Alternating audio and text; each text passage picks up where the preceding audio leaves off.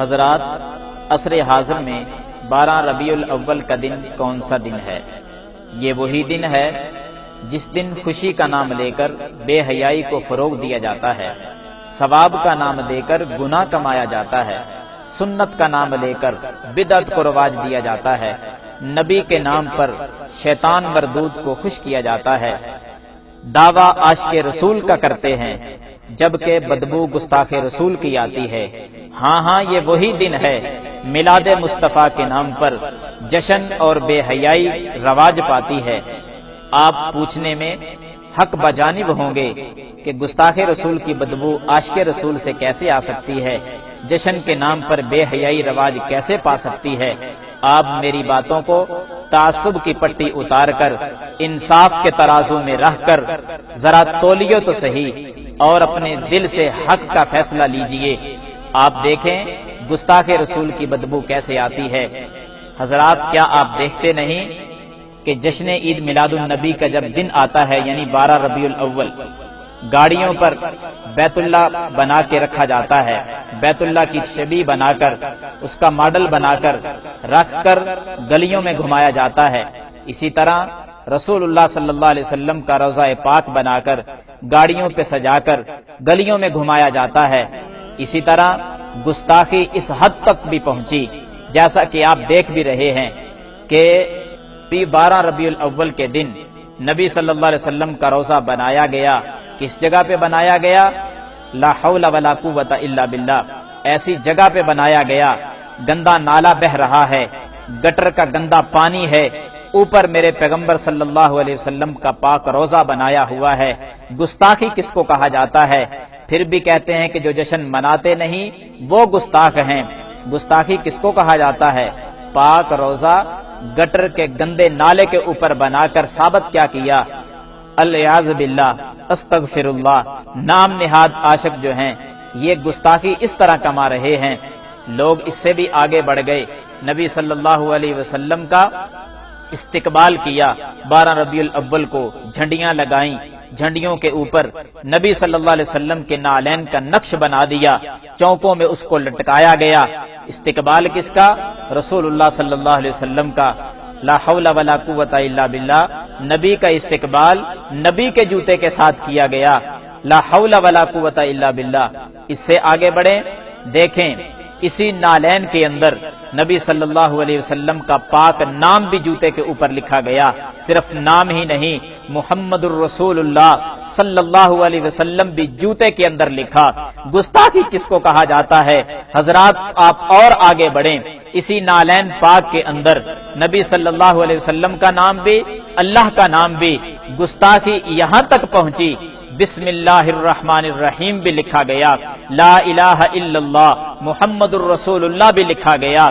گستاخی اس حد تک بھی پہنچی، نالین کے اندر نبی کے جوتا مبارک کے نقش کے اندر اللہم صلی علی سیدنا محمد وعلی آل سیدنا محمد صلی اللہ علیہ وسلم یہ درود بھی لکھا گیا۔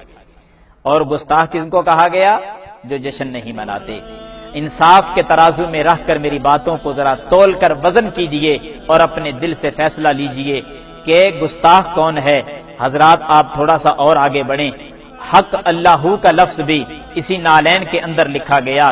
گستاخی اس حد تک پہنچی کہ خوشی مناتے مناتے اپنے حواس بھی کھو بیٹھے، گاڑی پر بینر لگائے گئے جس پر الصلاۃ والسلام علیک یا رسول اللہ صلی اللہ علیہ وسلم کا لفظ لکھا گیا، جوتے پہن کر اوپر چڑھ گئے اور اسی الفاظ کو رسول اللہ صلی اللہ علیہ وسلم جیسے پاک الفاظ کو اپنے پاؤں کے نیچے روند ڈالا۔ لا حول ولا قوت الا باللہ۔ گستاخی کس کو کہا جاتا ہے؟ حضرات، اگر آپ تھوڑا سا اور آگے بڑھیں، گستاخی اس حد تک بھی پہنچی ہے کہ سینمے کے آگے بینرز لگا دیے گئے، اشتہار اس خوشی میں اوپر لکھا گیا جشن عید میلاد النبی صلی اللہ علیہ وسلم کی خوشی میں آج 4 شو ہوں گے۔ لا حول ولا قوت الا باللہ۔ کیک بنائے گئے، نام محمد لکھا گیا، لفظ اللہ لکھا گیا، پھر بڑی بڑی چھری اور چاقوؤں کے ساتھ اس لفظ اللہ کو کاٹ دیا گیا۔ پوچھنا چاہتا ہوں کہ لفظ محمد صلی اللہ علیہ وسلم کو کاٹ کر خود ہی کھایا گیا اور گستاخی کا دھبا کسی اور پہ لگایا گیا۔ حضرات، اگر آپ تھوڑا سا اور آگے بڑھیں، تو نبی صلی اللہ علیہ وسلم کی گستاخی اس انداز میں بھی کی گئی کہ نبی کا نام لے کر خوشی یوں منائی گئی کہ لوگ ڈانس کرتے ہوئے نظر آئے، مرد حضرات گلیوں میں ناچتے ہوئے نظر آ رہے ہیں، اس لیے کہ نبی کا جشن منایا جا رہا ہے۔ نبی کے نام پر بے حیائی کو فروغ کیسے دیا جاتا ہے، لڑکیاں ناچنے لگیں، اس حد تک یہ گستاخی پہنچی، نبی کا نام استعمال کیا گیا، خوشی کا لفظ بول کر بے حیائی اس قدر بنت حوا کو بے پردہ کر کے چوکوں میں لا کر اس کو ناچ اور ڈانس اس سے کروایا گیا۔ حضرات بنت حوا کی عظمت تو یہ تھی کہ صفا مروہ کی سعی کرتے ہوئے بھی اسلام بنت حوا کو اجازت نہیں دیتا کہ وہ صفا مروہ کے درمیان وہ دوڑنے کی اجازت بھی اسلام نے نہیں دی۔ اس اسلام کے اندر آپ نے کس قدر گستاخی کی کہ بے پردہ عورتوں کو چوکوں میں لا کر اسے ڈانس کروایا گیا۔ گستاخی یہاں تک بھی پہنچی کہ نبی صلی اللہ علیہ وسلم کی گستاخی کرتے کرتے اللہ کی گستاخی پہ اتر آئے۔ کس انداز میں؟